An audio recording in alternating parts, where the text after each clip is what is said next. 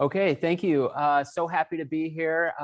Again, my name is Greg Watson. I'm a materials and applications specialist here at Golden Artist Colors.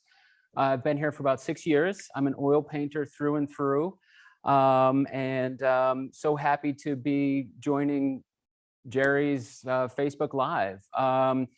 Jerry's does carry the entire line of Williamsburg colors in 37 and 150 ml tubes, but recently started carrying our oil paint in larger cans this size. This is a 237 ml and a 473.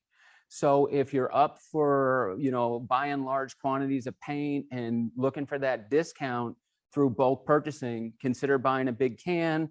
You can open it up. You can take this and retube it, put a little oil on top after you open it up, pour that oil off and scoop out what you need for that session. You can go and use these big cans and be successful in the studio there. A little overview of what we're going to look at tonight. We're going to dive into the Williamsburg line of colors. We're going to talk about pigment grind, opacity transparency, a little bit about tinting strength. We will look at some signature colors that we have in Williamsburg, including our iridescent interference colors, which are amazing. And then we're going to look at mediums and layering, a little, a brief overview of mediums, maybe sort of how to think about layering with mediums, and talk about solvent-free cleanup and how you can clean your brushes without using solvents. Okay. Golden Artist Colors is a small company, really. We are a employee-owned company. We have about 200 employees. We have 4 chemists on staff, about a dozen artists, including the materials and application team, our education director, and some of the other staff. And so we really do try to come to the act of making art materials and look at that from all angles. We also rely on you as our end user to stay in touch with us, to communicate with us about our materials, get in touch through email or on phone, and let us know what you think. Send us your questions, your comments. That's what we're here for. And if you ever have any product issues, of course, send them our way. Don't think twice. Okay. So I think we'll go down to a little bit of a tabletop view here, and I'll show you this color chart. Williamsburg has over 170 colors to select. We have about 14 cadmiums that live over in this yellow to dark purple range, 12 cobalts that span through your typical cobalt blue into these beautiful greens. What do we have? Cobalt green, cobalt violet light deep, and cobalt yellow. These are really unique, transparent, beautiful colors that can be added to your palette. We have about 50 earth colors that you see in this section here. Okay, these are all European earths that are sourced naturally from France and Italy. We also have 11 colors that are ground in safflower oil. I didn't mention the majority of our colors are ground in alkali refined linseed oil. These 11 are ground in safflower oil. And down here you have your interference and iridescent colors. Okay. One of the things that Williamsburg is really known for is a beautiful buttery feel. So I'm just going to knife out some of these colors while we chat. You can see with this titanium white here, beautiful buttery feel, kind of soft. People like Williamsburg because you can oftentimes just use it right out of the tube. You don't really need to modify it often. So it's sort of soft enough that you can brush it directly. Look at that, it's gorgeous, juicy. This is a yellow ochre, cerulean blue. The other thing that Williamsburg has as a unique feature is what we call the pigment grind. You can see on the cerulean blue, as I knife that down, some of the pigment starts to show through. See, as I strike it across this laminated card, you can see that pigment starting to shine there in the undertone. That is unique to this line of colors. And we're going to look at that here next. Dioxazine purple. This is our Egyptian violet right here. It's so strong, so potent. This stuff will knock your socks off. So this is a good example, this side by side of diox and cerulean blue. A little teaser for the pigment strength thing. You can almost tell just by looking at that diox that is going to be an extremely potent color. And the cerulean blue, kind of on the other end of the spectrum, a little bit of a easygoing, mild-mannered color that you can use to make subtle adjustments. All right. I want to talk about what we use to make our paint. We are completely open with the ingredients that we have in our colors. Of course, there's some proprietary aspects to that, but we do like to share this stuff with our customers. What's in the paint? Let me just let that pause for a second here so that it'll come to focus. What's in the paint, and so that you know. I mean, that transparency is important, I think, for you to feel confident in using the materials. So as I mentioned, the majority of our colors are ground in linseed oil. This is alkali refined linseed oil, which means it goes through a chemical refining process. Linseed oil, as you may know, is made from flaxseed. Okay, so it is a flaxseed oil that has been processed. Okay, it's a drying oil. It's the most robust and durable of the drying oil types. Of course, the dried pigment. Okay, and all of our colors have a little bit of beeswax in it. This is little beeswax clusters. I could pull that apart. It's a soft, material that has a lot of flexibility to it. We put that in the paint. We melt it into the oil a little bit, just to give the oil a little bit of a jellified quality. You always need to put a little bit more oil than what the pigment needs to make a basic paste, so that it makes for a nice feel.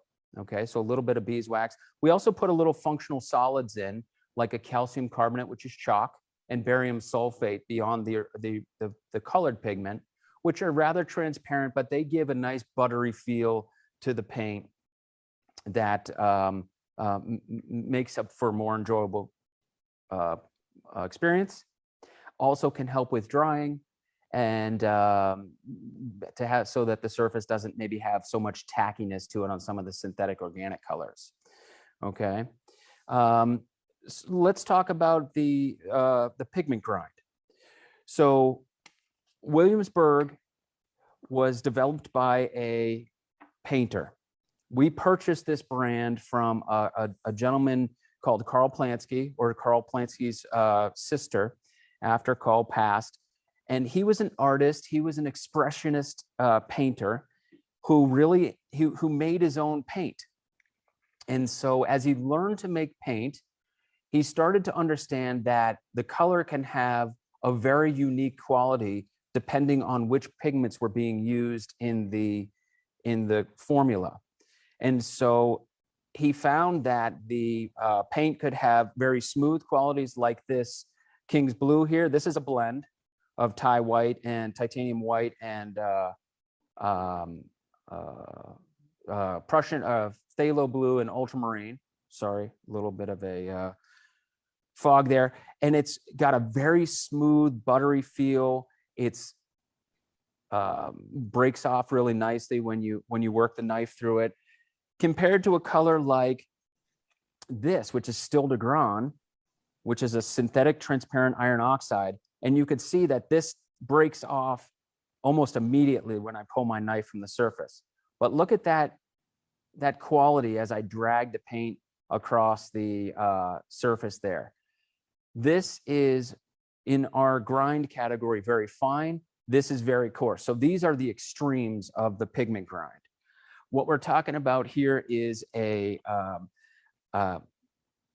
quality to the paint that can be very expressive. You can use this stuff to your benefit as an artist to change the sheen of a color, to offset one color against another, not only with the color itself, but with the texture of the color.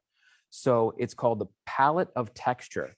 Go onto our website, under resources, and you can find this chart here. This is the textures of Williamsburg Handmade Colors, and it basically breaks all the colors into very fine, fine, medium, and coarse. These are the 4 categories that we have for our line. And as you can see, most of the colors fall into very fine and fine, but we do have these medium and coarse that can really add a nice dynamic to your painting practice. So let's bring in a little group of colors here that we can look at. I think I want to use some earth colors to discuss the grind, because this family of colors has everything from very fine through coarse. The grind exists throughout the whole line, but earth colors really do a nice job expressing this quality. So we have Mars Violet, Yellow Ochre Domestic, French Light Sienna, and Italian Terra Verte. Okay, so I'm gonna just move those to the side there, and I have these on a laminated card, and I'm gonna knife them down. It's got a little dusty here. The Mars Violet is very fine. So you can see when I knife that down, other than that little crumb that got in there from the neck of the tube, that this has a really fine quality to it. This is a synthetic iron oxide pigment. All of our Mars colors are totally opaque. When you see Mars on our colors, you'll see that they're totally opaque colors. Mars Yellow Light, Mars Yellow Deep, Mars Red, Red Light, and the Violet, Mars Black. They're all super smooth like this and really opaque. Synthetic iron oxide colors. Yellow Ochre Domestic. This is a natural iron oxide. It starts to have a little of that quality of the pigment in it. When you go close, you can start to see, let me get that knife out of the way. You could start to see some of that grind express itself there. We have here the mastone. See that at the tip of my knife, the thicker area we call mastone, and then where it's shining through on the card, we call that undertone. So where you see the undertone, you start to see the pigment expressing itself a little bit. It's not too bad. And for the most part, this is not something that you're going to really notice. But what it does is, as it dries, it can provide a little bit of a reduced sheen when the pigment is started to express itself like that. This is French Light Sienna. All of our French and Italian colors fall into medium category, medium grind. And this is just when you're pulling it tight like that. You see that little scraping quality. But it's really fun to work with these colors. They have a soft feel that's super buttery, and they worked great for like brushing applications where you want to leave a little brush stroke. And I'll do a little brushing on these here in a second. This is Italian Terra Verte. You can see how easily I can move my knife through that surface. Look at that grind right there. That's amazing. When I first started working with these colors, I didn't realize that the grind could be so helpful, so interesting, so dynamic. But as I've learned to work with these earth colors, it starts to kind of come to life when you use these in paintings. You can take the tube and just draw directly with these colors and make beautiful line work that dries to a satiny finish. And when you use them with, well, I could just use my knife for this. When you use them in like thicker applications like this, instead of drying to a glossy sheen, which some colors do, like this one here, if I were to use this Mars and leave it with a little bit of knifing to it, it'll dry to a glossy sheen. Now that's fine if you like that, but if you wanted to have a little texture on your surface like the Terra Verte over here, because of that medium grind, it starts to have a reduced sheen, and so it looks like satin or it looks like velvet, okay? So you can use the color for what it is coloristically, but you can also start to develop some expression in your painting utilizing the grind, all right? But that's not it. We also have a coarse grind, which then takes this whole pigment grind thing to the next level. This is brown pink on the right here. And it's among the coarsest colors we have. So I'm just going to sort of take this and do a little drawdown. This is like that Stille de Grand that we showed you at the beginning. It's super velvety in the mass tone here. And then when you pull it down and you get it like a tight knifing on that, it starts to have this screaming red color that comes through. And I'm looking for the light there on this card.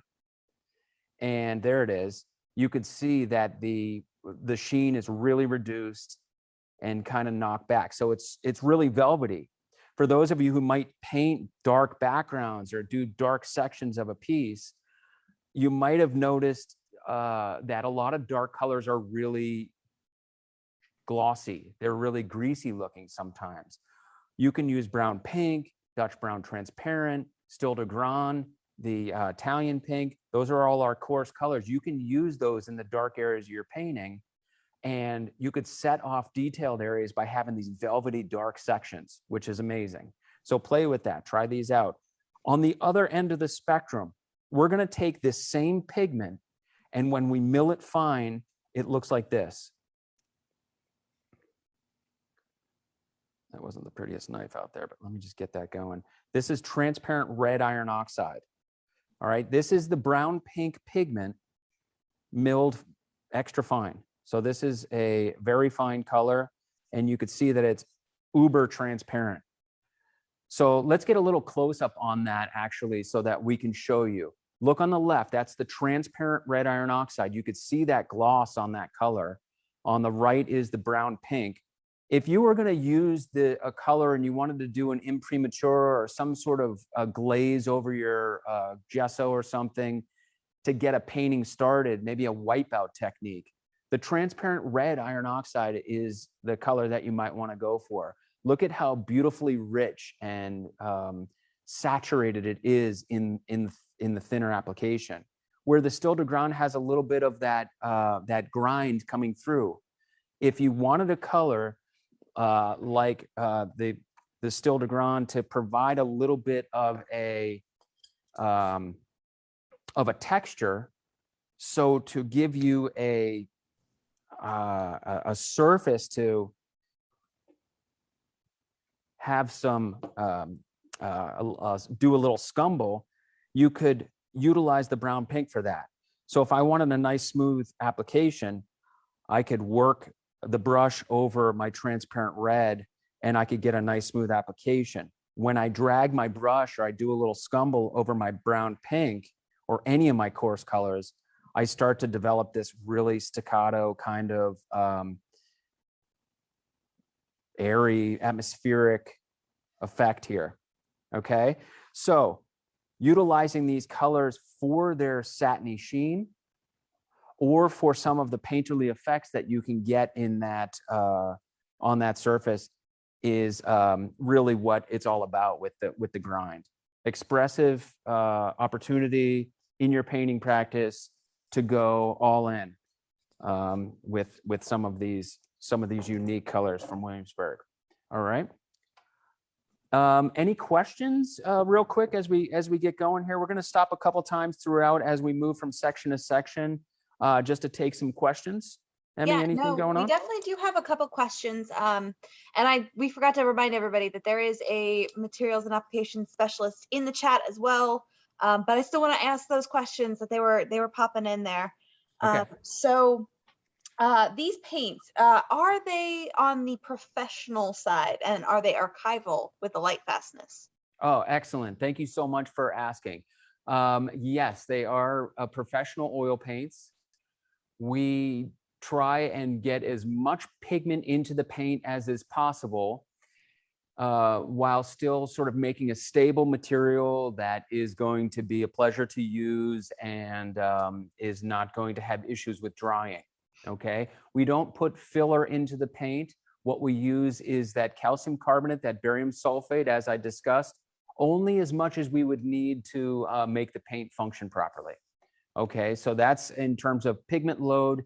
You're going to find that these colors are as strong and as able as any that you've ever come across. In terms of light fastness, you can find the light fastness ratings on each of our tubes. It's always on the back. When you look at the tube here, Todd, can we do an up? Thanks, buddy.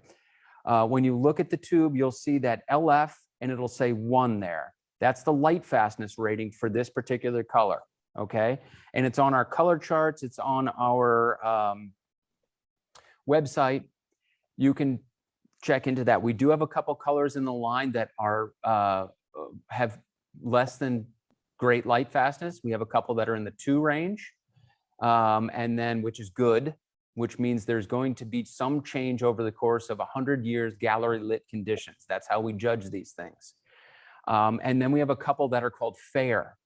And fair is you're going to see noticeable change over the course of the lifetime of the paint when used in certain ways. For example, we have alizarin crimson, which when used in glazes or tints has fair light fastness. You will see that that will fade over time. It can be improved with a UV varnish. But when used in mass tone, thicker, like we showed with the mass tone, a thicker application, it's actually quite stable. So we leave that color in our line because it's a historic color that some people can't do without, and they love it. I don't blame you for that. Now, speaking of the label, though, I know you called out the light fastness rating on there, but is the grind called out on the label at all? It is not, and I'm sorry for that. We've really struggled with trying to get as much information on the label as is possible. But you do have swatches of the paint, though, on there, right? Yes. Oh, Emmy, thank you so much. Yeah, you're just taking it to the next level. This is great. So yes, this is all hand painted swatch here. Okay, so you can see as you look close to this if it has a little bit of grind or not. This is a semi-opaque color. Anything that's not totally opaque, we use this serpentine pattern. Okay, and you can start to see through there, and you can see what the undertone looks like. If there's going to be a little bit of grind, you'll see it on the label. See how that label starts to show that texture? This is the brown pink. I wrote coarse on there. It doesn't say that from on the rack, but you can see that grind is apparent there. So yes, all hand painted. We have information on our website or our product guide for the grind. And again, go to the website, look and see for that pigment grind chart, and you can get all the information you need from there. Nice. Okay. And I believe your moderator also put the pigment grind in the chat below. So there's a link Awesome. that they can just click on if they want to check that out. But we did have my personal question, because I am familiar with Williamsburg paints, but I haven't messed around so much with using the coarse grind pigments. How easily is the coarse grind kind of integrated with more of the finer colors? Do they mix kind of well, or is it kind of hard to integrate them? If you have a very, if you're doing very smooth painting and you have a lot of detail worked into the piece, let's say you use medium in your colors and you want there to be very precise brush stroke, you don't want to have any surface effect coming from the paint itself, then use the fine and very fine colors. If you like to have a little brush stroke going, the coarse colors are going to mix beautifully with everything on the palette. No problem there. But it'll show a little bit of that grind in the mixtures. There's no doubt. So it'll catch a little light. And if you're leaving a little brush stroke, it's actually really nice to have it catch the light like that. But if you want really smooth, fine, precise detail in your piece, then go with fine or very fine stuff. That is awesome to know. Okay. Yeah. All right. Definitely. Not trying to sell anybody on something that is not going to benefit the studio. But yeah, but this stuff is there as an option for those who might be interested, you know? So I think that's all the questions we have for right this second. And of course, if we missed any, we are going to go back through and make sure to answer them. But before we run out of time, I wanted to let you keep going. No, it's great. We have a ton of stuff to go through. So for the next round, we're gonna look at our traditional color set and our modern color set, just to do a little unbox here, so you see what these look like. You know, it's a 37 ml white with 11 ml tubes that are in the color set. So check these out on our website. Mike, you can post some of our the link to those pages where you can see the color list here. Okay, we're going to talk about transparency, opacity next, and what that might do for your painting practice. Now, this is information that's pretty universal. This is something that is not just limited to Williamsburg. You're going to find this information useful no matter what brand you use. Opacity, transparency, basically it's the ability for light to travel through the film, or whether or not light just bounces right off the surface. What I have here is both ends of the spectrum. Alizarin orange, really transparent. I have it drawn down over this black and white card, and you can see right through this 6 mil drawdown. That's about the thickness of 2 sheets of paper, just normal office paper. All right, this is totally transparent. Over here is King's Blue, the exact opposite. This is very opaque. What happens visually here is the light is just traveling through and bouncing off that surface into your eye. In this one, it travels all the way through the film, hits the surface underneath, and then bounces back through. So this gives the appearance, as you build layers of transparency on your piece, of a deeper, more rich kind of space, deeper space in the picture plane. This is right on the surface. Opacity, think about like the Impressionists and how they built their paintings up, where they were doing opaque brush strokes, one right next to the other. These are the symbols that we use to describe opaque, semi-opaque, semi-transparent, and transparent. As we mentioned before, when we were looking at light fastness, the light fastness here, right next to that, you'll see the transparency opacity symbol there on the paint. That's on our product guide. It's on our color chart right underneath the color here, right? Opaque, opaque, transparent, etc. So you can get that information all over the place, and it's really helpful when you're making some decisions about your color. All right, so I wanted to draw some of this down over top of these striped lines. We're going to work with Cad Red Medium, really opaque, Perm Yellow Deep, this is semi-opaque, Egyptian Violet, semi-transparent, and Permanent Crimson, which is a transparent color. So let's look and see what this can do for us in terms of opacity, transparency. So I'll just draw this CAD down over this, and I'll pull it a little tight so you can try to see how tightly I have to pull that against the surface with the knife in order to start to see that black line shine through. All right, with any sort of thickness, this begins to cover up the black line. And that's what CADs are known for. They're really dense, really opaque, beautiful heavy metal colors, okay?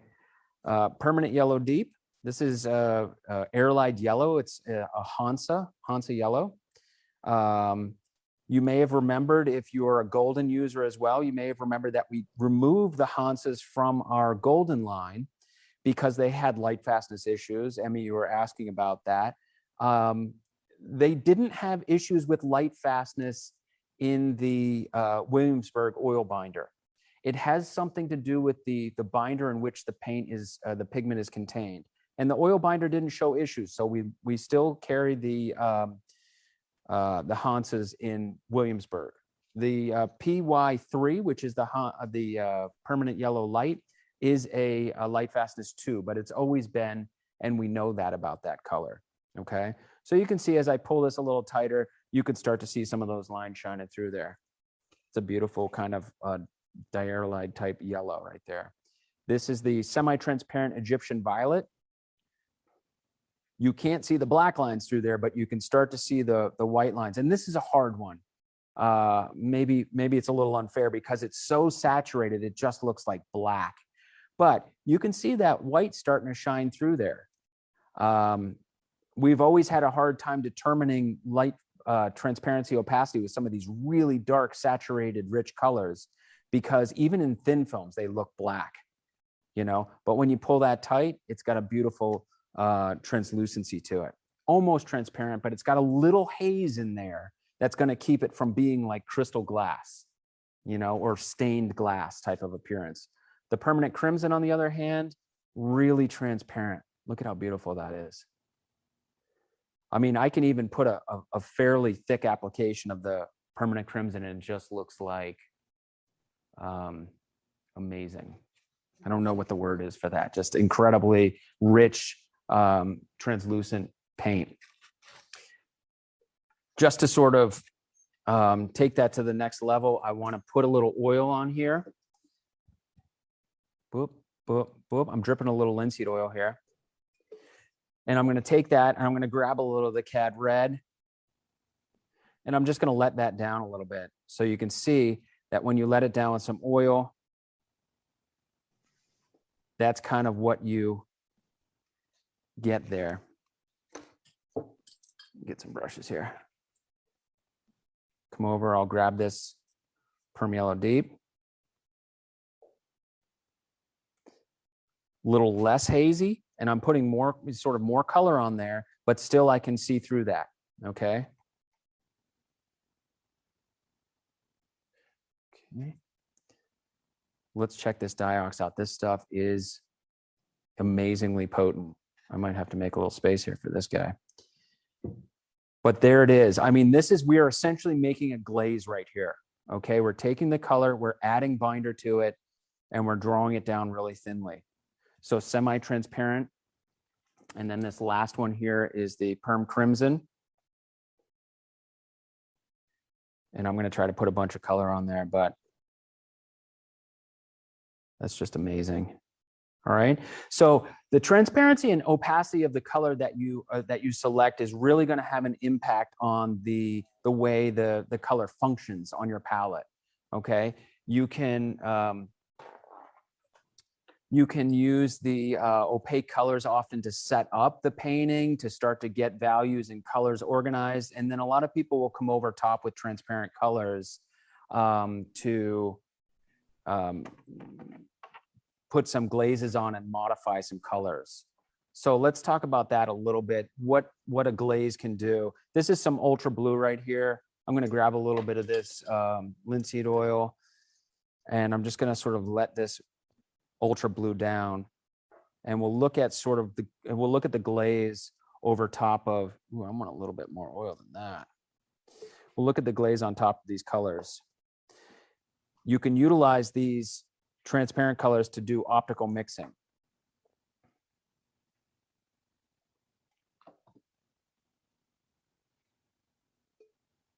So nice thin application of oil-rich color on top of this opaque paint can give us a little optical mixture there. I don't know if it comes across on the screen at all, but this in the right environment would start to look like a purple. Oops, that didn't help. It definitely, no, it definitely does. We can see that that's coming across as purple, and then that one's coming across more as like a green. Okay, yeah, so totally, you know, a green mixture with the yellow and the blue there. But I don't know, it looks a little washed out. Maybe pull that back a little bit, Todd. Do that. And then the opaque colors are perfect for scumbling and pulling across these surfaces to, you know, work them just as a dragged color, opaque color, you know, nice thick applications. If you did this with really transparent colors, you'd get a more, you know, dark, greasy kind of look to it, which sometimes you want that. There's your ultra blue right there. Anyhow, I think you get the idea there. So that is transparency, opacity. They can bring a lot of different effects to your work, and be sure to check that out on the tube so you know what you're getting into. We sometimes will get artists who call up and say, hey, this color is not functioning the way I expected, and it has to do with the actual quality of the pigment. and what its natural tendency is. And it's all about the pigment. Again, it comes back to the pigment and what it brings to the table, right? Williamsburg's pigment forward. So we don't try to sort of mask that and make it a unified quality. We try to let it shine on its own. Emmy, any questions about transparency, opacity, or to catch up with grind before we move on to pigment yes, we did strength? have a couple of quick questions. The ones that they actually put them back in the comments because I wanted to answer them. Okay. With the grind aspect, Yep. will a coarse grind paint destroy any kind of a natural hair brush No. as you use it? It's not gonna. No, I don't think so. I mean, if you were going to use something like our coarse or extra coarse pumice gel over from the golden side, if you were going to set up a ground and you had some pumice gel on the surface and you were using a natural bristle brush on that, yes, you can start to really destroy your bristles. Something like these coarse ground colors, they're still very smooth and silky on the surface. So as you drag your brush over that surface, it's not gonna hurt anything. It shouldn't, anyhow. It always hurts the brush when you're scrubbing away. Yeah. I mean, I've never had a hog bristle brush be able to handle that. But if you paint with a little bit more of a stroking technique, you should be fine. Awesome. And then, do you have any of these paints that are mixed with safflower oil? We have the Ardois Gray, which we will look at here in a minute.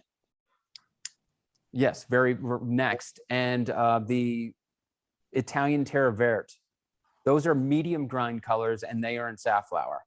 Very cool. And then the rest of them are in linseed, correct? Yes, yes. Yeah, we don't have the other coarse ground stuff in linseed oil. And then the last safflower, question, in safflower. Oh, yeah. The last question, though, was, what is the difference between semi-opaque and semi-transparent? Is there, because they're both very, very close. It's true. It's true. Does one lean more towards opacity and transparency, or? I think that's just it. You know, it's just broken up into 4 categories. The semi-transparent is tending toward transparent more. You won't find too many semi-transparent colors in the line, actually. That's a category that I guess with pigments, it's just a little bit of an anomalous space that there's not a lot that fall into the semi-transparent category. You'll find more transparent, semi-opaque. A lot of the earth colors are semi-opaque because they have, the natural earths have silica and other contents that allow a little light to travel through, like sand. You can think of it like a sand or something. And then you'll find very opaque colors. Yeah, but not a lot of semi-transparent colors. Nice. No, that's something that we would struggle with, certainly. Now, I do have the same question kind of popping up right now, just since we were on that subject. Okay. Why safflower oil? And I guess kind of what's the difference between that and linseed? So this is great. Thank you. The safflower oil yellows less over time than linseed oil. So it's just the nature of that type of drying oil. It's actually right on the verge of being a drying oil. So it's sort of more categorized with poppy oil or walnut oil in the way that it yellows over time, or yellows less over time than linseed oil. These colors that we've decided to put into the safflower line are more vulnerable to showing that yellowing over time. So we have a couple blues in there and a couple pinks that if the yellowing were to sort of arise through the linseed oil yellowing and they're really transparent, then they would sort of tend to change color. The blues would go green, the pinks and purples would go brown. So it helps to keep them nice and bright over time. We recommend using those safflower colors thinly in the upper layers of a painting. Okay, that's their virtue, is that they're going to yellow less. So they're not, safflower is not as robust an oil as linseed. So by using them thinly in the upper layers, you're going to get the most benefit out of those colors. We don't recommend using those thickly. Okay. Awesome. And I think that's all the questions so far. Okay, cool. Let's talk about tinting strength here. Tinting strength, again, it's one of those things that, you know, is going to be translatable or something that you'll find will impact any brand of colors that you have on your palette, all right? Tinting strength is the ability of a color to change another color. And I want to use these drawdown cards to discuss this with you. What we do to measure tinting strength is we take the color and we mix it with titanium white, 1 part color to 10 parts titanium white. All right, so easy concept, but you can really see that synthetic organics, the sort of the newer colors, the dioxazines, the phthalocyanines, the anthraquinone colors, they have incredible tinting strength. You can see that the color is, you know, here, and then they're able to move that white to an extreme degree. Whereas if you go down the line here and you start to look at some of these other colors, like this raw sienna, like this ultramarine blue, even this cadmium in comparison, don't move the white as much as the phthalos do. So there's a whole range of tinting strength that you'll learn about and will give you, will, you know, benefit your painting practice. Why is it important? Well, you can only use a little bit of these colors in your mixtures, which is great because you don't need a lot. And then these colors that are more mild-mannered, like your earth colors, can be used as the base of a mixture. They can be used to create more paint with as the base. So I'll show you a little bit of what I mean. I'm just going to leave those colors there. I'm going to pull this card over. All right, what we have here is the permanent yellow light. Okay, we have 2 equal-sized piles of permanent yellow light, French Ardoise gray, and then phthalo blue. All right, French Ardoise gray is a really low tinting strength color. It's beautifully transparent, as you can see from the band here.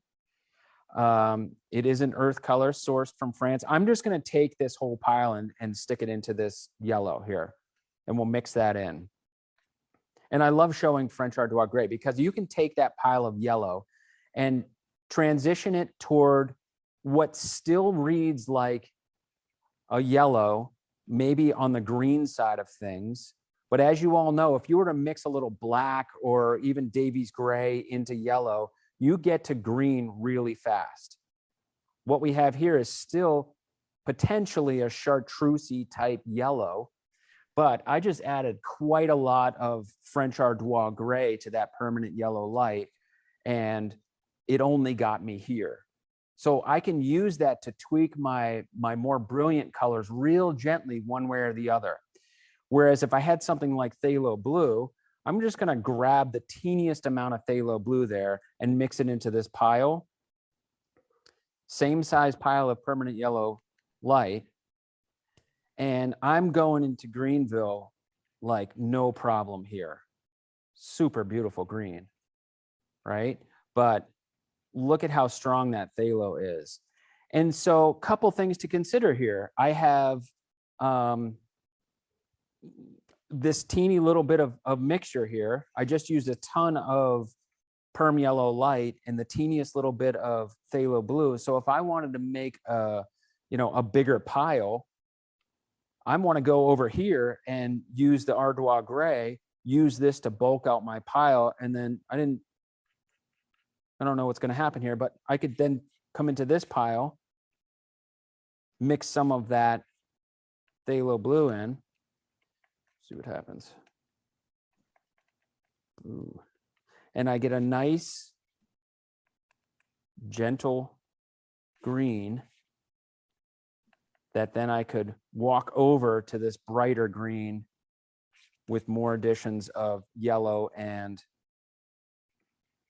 blue. So it works as a subtle kind of tuning knob, right? I can take a color like the French Ardoise gray or some of our other colors like cerulean blue or terre verte, some of our earth colors, and I can make these mixtures that are more subtle, tend to move more gently, and use them as my base. And then when I need the real pop, I can come in and make smaller mixtures with this, okay? So we're gonna move this right along. I think what we're going to look at now is some of our signature colors. And then zippity doo. We have a set of colors that are signature colors. As I mentioned before and when I was showing the color chart, we have about 30 colors that are unique blends in the line.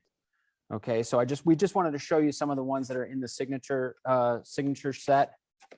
We have, and they come in 11 mil tubes, but I'm going to show you here in these 37 mLs. Besides that Ardois gray that we just looked at, brilliant yellow pale, this could be a beautiful substitute for white, alizarin orange, Persian rose, King's blue, which we looked at the beginning, Courbet green, Italian lemon ochre, and Stille de Grand. Stille de Grand is one of those coarse colors that we showed you at the very beginning. It's actually a transparent yellow iron oxide. So let's start there, actually. I'll pull this down, and you can see what that looks like. All right. Undertone has this earthy tan look to it. You have that coarse ground, so it has a satiny finish. As the light catches that, it's almost like velvet. So if you're into that, this would be a great color for you. Italian lemon ochre. This is the brightest yellow ochre we have in the line. It's got a medium grind to it, and it makes a beautiful contribution to landscape palette, portrait, whatever. It's just nice. I sometimes mix my white in with this and just kind of have it right there next to my white as a little side color. Courbet green, look at that, super dark. I don't know if you can see the green quality of that. I'm going to mix a little white into that and show you what that's all about, though. The Courbet green is a mixed color. All right, let me put a little white down the bottom here. Courbet green, grab that up and come in. It's got a bluish, it has Prussian blue in it. Okay, and if you know Prussian blue, then you know it's a strong, very cool greenish blue. So you can see what that Courbet blue does, or that Courbet green does when it's tinted. Looks awesome. Great for landscapes. If you're doing landscapes and you want to have some, shadows and stuff that you don't necessarily want to mix to, but you can just grab and go with the Courbet green. Speaking of landscapes, there's your sky right there. King's blue. We saw that earlier. Such a pretty color. Oh my God, so good, right? I'm not going to tint that. Really, if you tinted that, if you were doing a landscape, you could use the Kings up at the top of the sky, and then as you headed toward the horizon, just add white, and you could make that happen. Talk about pretty colors right here. Persian rose. This is essentially, you could use this as a substitute for red. When I'm going for it in the studio, I often will not even have a red on the palette. I'll just use Persian rose. And then I'll come in and just grab some Persian rose. So it's like a mellow version of red. It's already like tinted. And you can just go toward these really screaming pinks and stuff. You wanted to make some big old bright cheeks on your Santa Claus painting. That's what you'd use right there, your Persian rose. But you could also do some amazing flower pieces with that. All right, I'm just we'll pull back a little bit and take a higher view of this. This is alizarin orange. This is a blended color, the transparent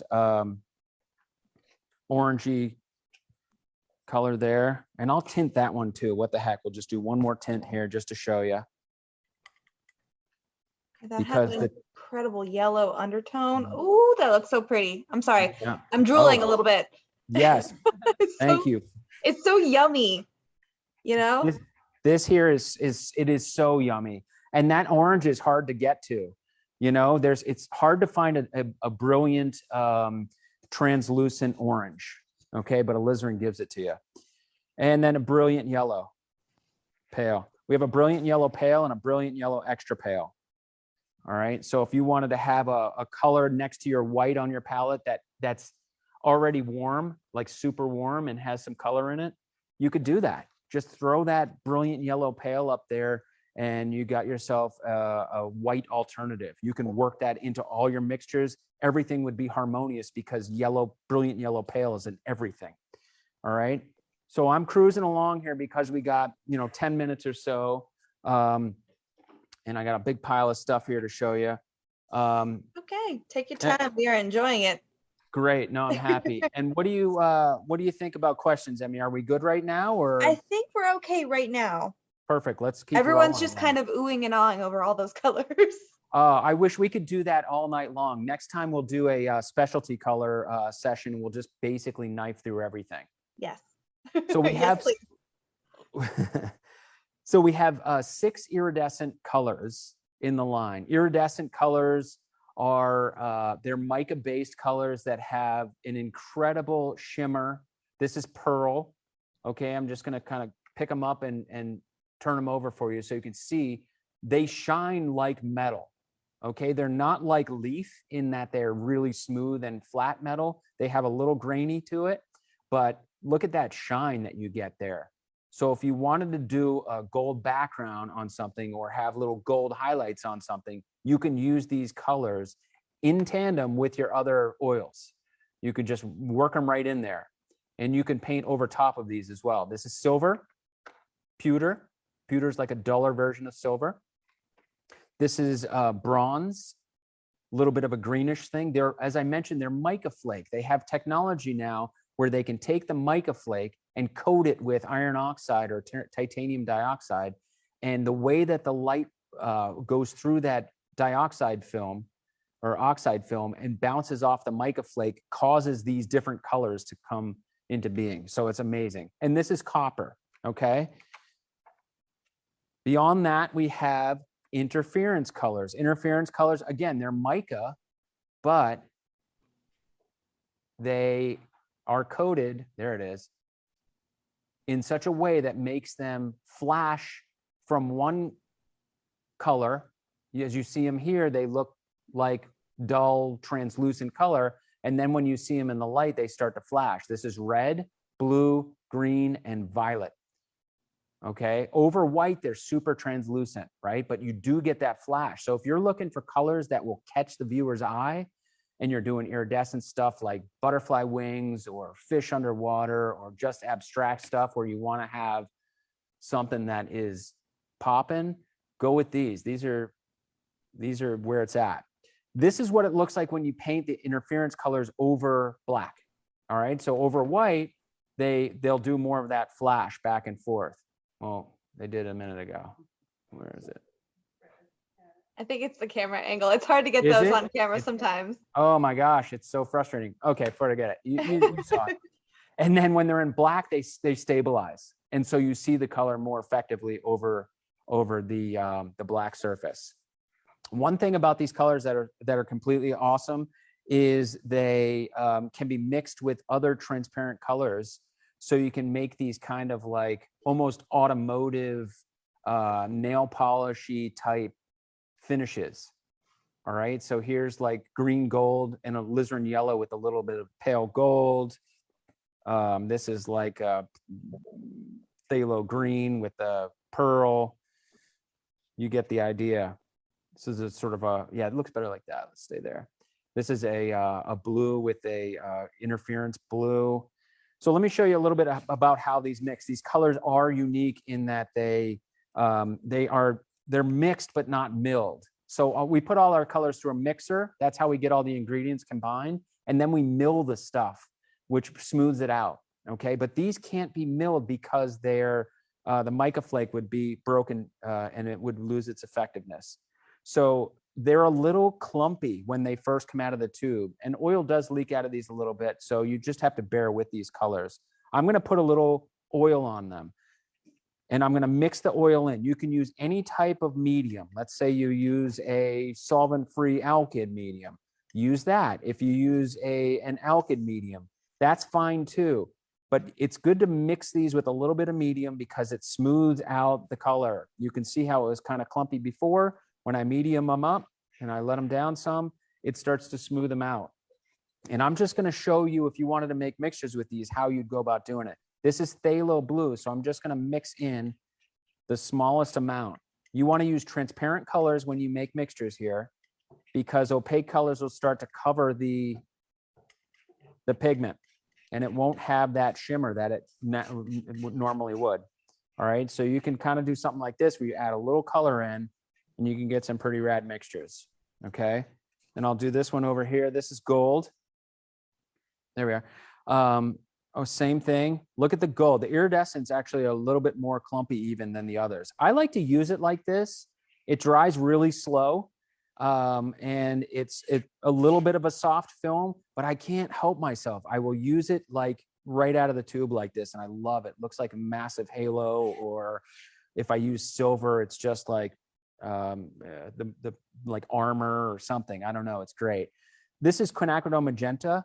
If I just took a little bit of this quin magenta and mixed it in here, you can see that it starts to give us a rose gold type of quality.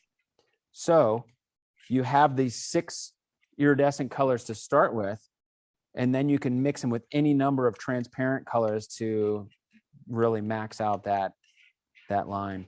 All right. So you have this kind of look right there. So check those out. It's great. Iridescent interference colors made with mica flake.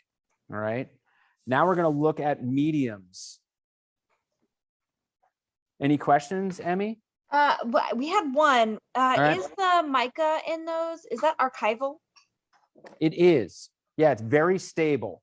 Nice. It's a natural mineral material. So a lot of the stuff that we get from the earth, some of your iron oxides, the mica, are really robust, okay? And they can hold up really well against light and aging. All right, but you do want to use them with a little medium. Sometimes a faster drying medium is important to mix into those iridescent interference colors because they're slow to dry. So if you add a little medium to it, if you add something that's going to dry a little faster, it'll keep you from becoming frustrated with those colors. So do a little testing before you work it into your piece, okay? Perfect. Let's talk about mediums. Speaking about mediums and alkyds and using alkyds for your work to add a little bit of durability to the paint layer. We have Alkyd Resin, which is a slow drying product. It comes in this container. It contains solvent. When products contain solvent, you'll see a warning like this: combustible vapor, harmful. Okay, so I can't use this in this room. I can't open this up and show you what it looks like when I move it around, but I can show you in this glass jar, and you can see as I turn it over that it's a very resinous material. It's almost like stand oil, how it works.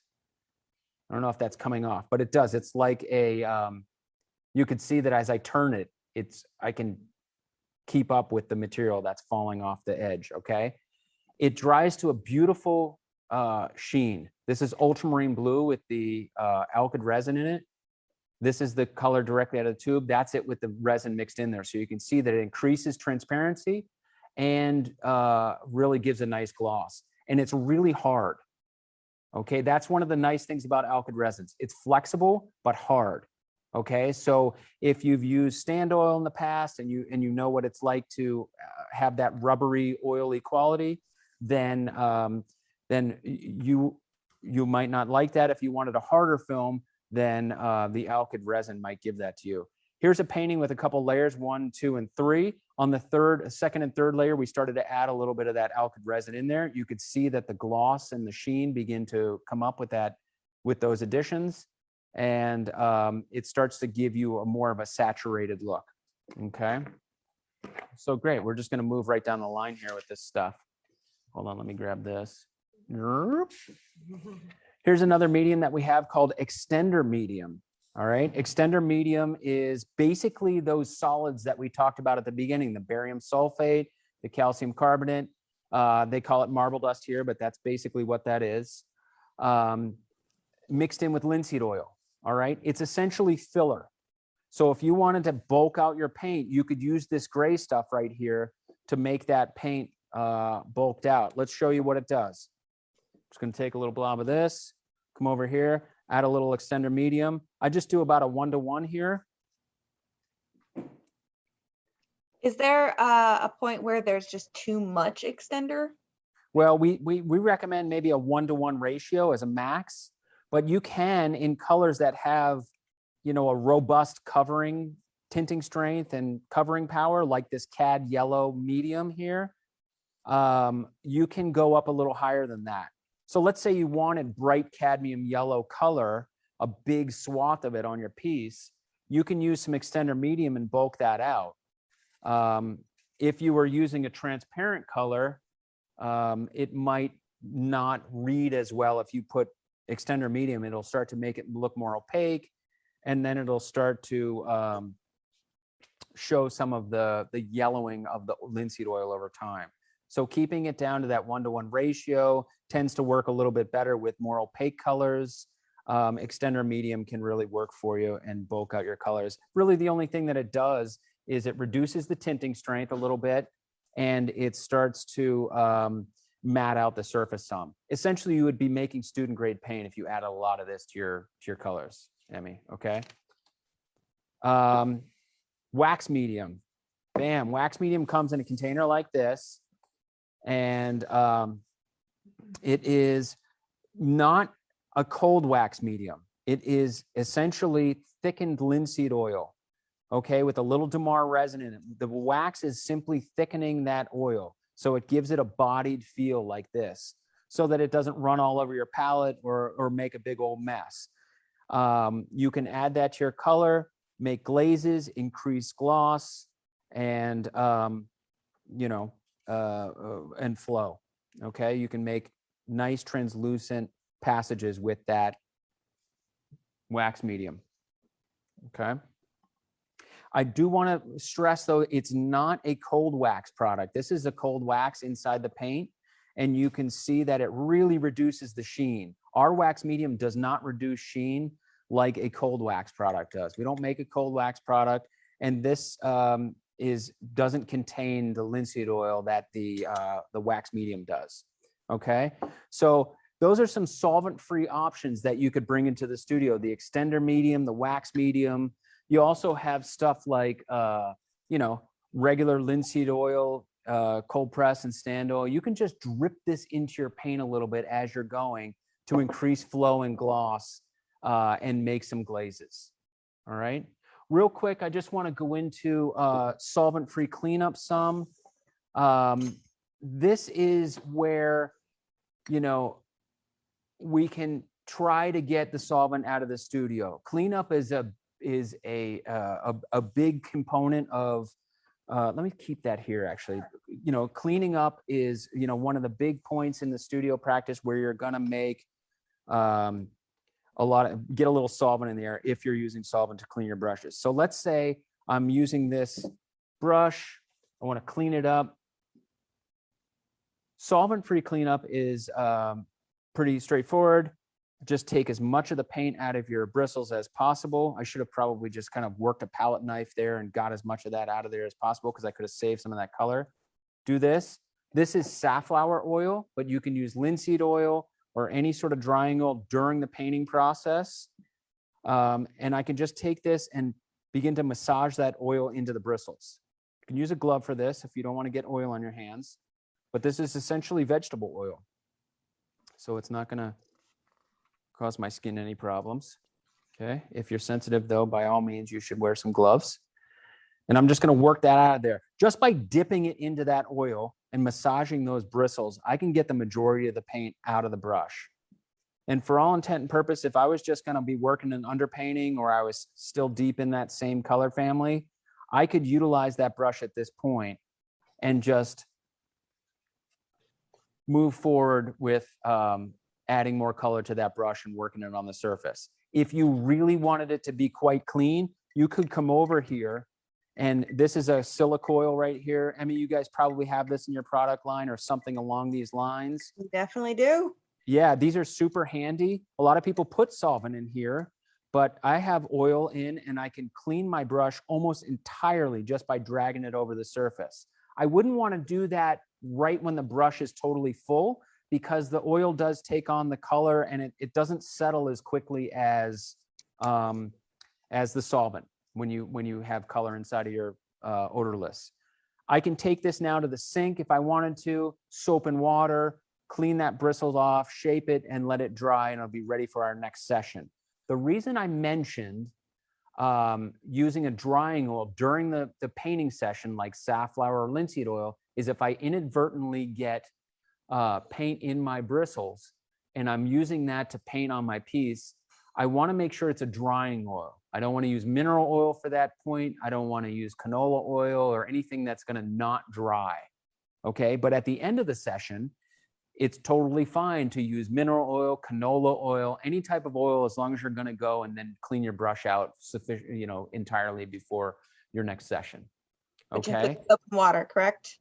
Soap and water, any of the brush cleaners that you have in your product line would probably work great. Yeah, but basically soap and water is the deal. So you definitely want to make sure, if it's not a drying oil, to make sure to get that out of your brush before you go back to painting. Exactly. You want to clean that out at the end of your session. A lot of people use mineral oil to clean with. They'll clean their brush at the end of the session, but you just want to make sure you don't bring that back to the painting in the next round. So go clean it out, get yourself some lunch, and then you can come back after that and start fresh. Okay. Such a good tip. Nice. All right. Any other questions before we wrap it up? We do have a couple of questions, Right. and we are just slightly over time, so we have a little bit of extra time that we can go through them. Okay. So we do have one question about the extender medium. If you were to exceed that 1-to-1 ratio, what does that do to the drying time and the flexibility of the paint? The extender medium does dry kind of on the slow side. It's probably in a thin film 4 to 5 days. So if it were a faster drying color, then it might slow it down some. If it were a slower drying color, it might speed it up. In terms of flexibility, there shouldn't be an issue there. It's got linseed oil binder in it. Those solids are perfectly stable. It might be a little bit of a softer film, but that 1-to-1 ratio should be good. Really, the biggest issue is yellowing. If you use it in a transparent color or you go well beyond that 1-to-1 ratio, you might begin to detect that yellowing a little bit over time, in months and years. Yeah. And then we had somebody else asking if you use more than one type of medium in your painting. So like 2 or more. Yeah. Me personally, Yes. or I mean, if anybody can, I guess. if you can. Well, I mean, we didn't really talk about, we didn't really talk about layering specifically. I think we could do a whole session on that. It's more Really of a technique. It's more of a technique thing, I guess. But some people will use different mediums throughout the painting process. Keep in mind that oil paint is an incredibly complicated material that is transforming chemically over the life of the painting. This means that it can change for decades, and even as centuries go by, the painting is shifting and changing. The oil paint is constantly cross-linking for the first several decades, and then as time goes on, those cross-link that web of fatty acid, the oil, is then breaking back down. So you have this thing that builds and then breaks down over time. So the more complicated the process you use, the more unknowns there are, right? So if you use the same medium throughout the layers, maybe a little bit less at the bottom and a little bit more toward the top, then the painting is going to have a consistent type of aging process throughout those layers. And those top layers, because they might have more medium incorporated, are going to tend to have a little bit more flexibility, and they're going to be able to shift with the stuff that's happening underneath. Okay, so as things start to age and tighten up and harden underneath, the layers up top might have a little bit more flexibility and give to give the painting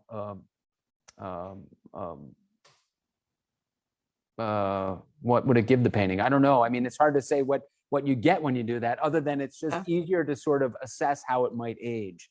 If you use an alkyds at the base and then drying oils on top, that might be a possibility too. We just haven't done a lot of testing with that. Some people do that actually because it dries faster underneath, and then they'll use the slower drying linseed or other drying oils up top for more blending time. Mm-hmm. This seems okay because, I mean, there's the Alkyd grounds and stuff that people use. These are harder, they dry faster, they cure a little bit quicker. So, I mean, there's not a lot of long-term research on these topics, but you know, it might be okay as long as you're keeping track and you're thinking about it in a reasonable way. Definitely.